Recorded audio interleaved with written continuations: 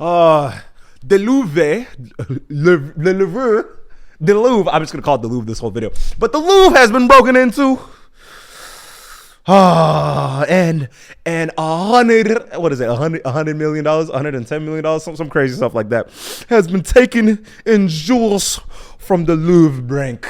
And honestly, I got a couple things I want to talk about it. Well, number one, the public reaction of everyone around the world has been priceless, unlike those jewels. I don't like the fact y'all called it priceless, then gave out a price, but that's a whole nother conversation. I'm sitting here and I'm watching. Everybody is ecstatic. And honestly, I don't know if it's just the era that we are in or the change in the political climate, but everybody has been longing, has been hoping for the chance that something magical, some now you see me, now you don't, actually appears in our everyday life. I'm sitting back, I'm watching people cheer, I'm watching people get excited, I'm watching people be like, you know what, good for you. I was watching the French government goes and pulls out a statement. Oh my God. No, was it? The French government was one of the main things that they were talking about. Was like, you didn't just steal these priceless jewels, but you stole our heritage. You stole what is hundreds of years of history from us. And honestly, ain't that ironic? Ain't that ironic? But the amount of correction, that's not the word I want. I'm watching grown millionaires cry. I'm watching kids rejoice. And first of all, I'm real quick. I want y'all to know, the people that are a part of this crime, I want y'all to know the people that did this crime will not look like the kids from Camp Half-Blood. It's not a Percy lookalike, a Jason lookalike that is running, a Talia lookalike that is running this whole organization, where they purposefully drop the crown so they can find it, but yet that being the main aspect of why they got caught up, but that's a whole other conversation. These are really grown, real old, real gruesome looking, real 40-year-old, 45-year-old 45-year-old construction, 30 years in the business construction workers that had to come together to make this work. Okay, first of all, I'm not gonna lie to you. When it turned out that this was real, I was shocked, because the main thing that I was thinking when this all went down was like, there's no way that the art that's there is the real art. Because I remember back in, 2015, there was, actually, no, it wasn't 2015, 2020. I think 2020 is a better time period, where folks were like pouring Campbell soups on paintings and ruining it that way. I feel like after all that, I feel like collectively all the art museums were like this. Yeah, I don't think we need the real ones anymore, because there is no way you gonna do that and not be shattered when folks want to pull up there and ruin it with the protest of their own, because of what was it? There was one that was they pull up, they throw the paints, and the main thing that they was talking about was Fur's murder. I remember Fur being murdered was one of them, or yeah, I think Fur's murder was one of them. We're gonna talk about people's obsession with animals another day, but that's a whole other conversation. But the fact that it was real artwork that's in there will never not shock me, because you're telling me they could pull up, punch a couple things, and grab and go. First of all, the way that they got in, I'm not gonna lie, I'm very shocked how simple it was. Bro said it was bright day in the morning. They get on this they get on this prop ladder with a crane that puts it right up, and then they go and drill into it, make a hole, jump in, run in, grab, and run out. Everyone's screaming, everyone's jumping around.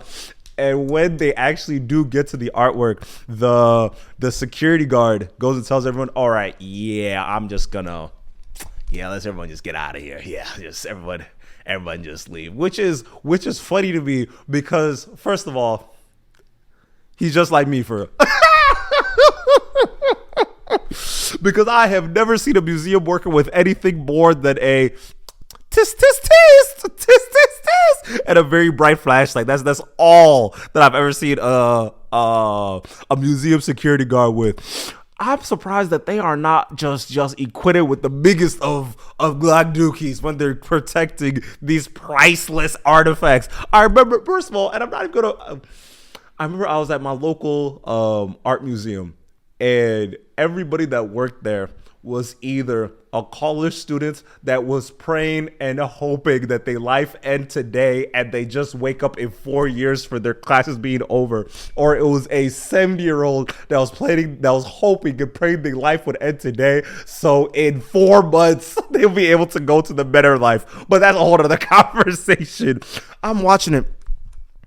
And anytime you get too close, you go see folks pull up with flashlights and ready to like kick you out, but they won't kick you out because like they don't have the power to like grab and like throw you out because there's no one there that looks.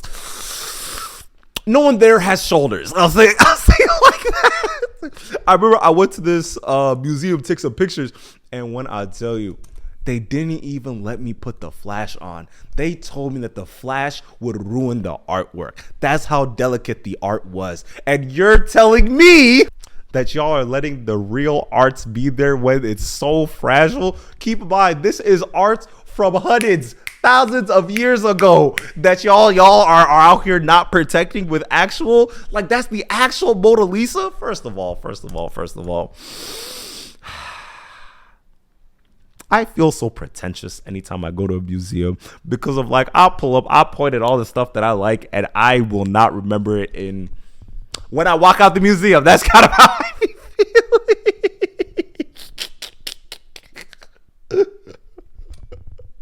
I remember I went on a date once to the museum, and we tried to play this game where we would find things that we like and describe like what aspects of the art that really like called to you and really like honed and really felt something, right?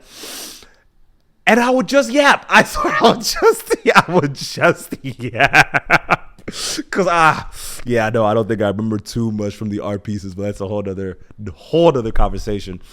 But it's wild to me. It's wild. One of the first things that I found out was the insurance aspect of it. So the Louvre can't pull out insurance on the artwork that's there. They can only put insurance on it if it leaves their premises. And the main idea behind that seems to be so they don't like James Bond themselves, I guess. Because it's like I think all governmental art pieces, unless they're like moves or something of that nature. But the reason why I bring this up, that must be so horrifying if you are the actual guy that's like running all this and this happens on your watch. First of all, the act of terror that the other paintings must have been feeling when the folks jumped in and did a smash and grab. They did a smash and grab in for $110 million. You know, that might be the greatest job I have ever seen in my life. I'm not gonna lie. You tell me in 7 minutes you went and made how much? You made 110? That's fire. That's fire. And there's some skepticism around it, right? So first of all, they were asking around. They're trying to figure it out, and there might be a guy working in the museum that might have like set them off to the fact that there was no cameras on the entrance that they went through. Which, first of all, there's no cameras. Rob them again. Rob them again. That's all I'm gonna say. That's all I'm gonna say. Because if I was holding anything worth even an ounce as much as the stuff that was inside, there will be cameras everywhere. And first of all, I'm not gonna hold you. The amount of people that must have been involved in the start of the conversation, like. I think my favorite part of all of this is hearing their game plan and the fact that it was going to take, they had 7 minutes. They had to figure out the layout and buy graphs and figure out who's going to jump where and who's going to run away there. And speaking of running away, did they get away on scooters? I heard something about scooters being a part of that. And that's actually hilarious because they didn't, I don't think they had like any like true weapons. So One, they could have been alerted, and two, it feels like everyone is living the same life, because if a random worker that was just like in the store over or just like walking around, they could have been like, hey, y'all see this? Call the police and like, hey, y'all see this? And honestly, I feel like it's just a whole bunch of people making minimum wage that is not trying to die about all that nonsense.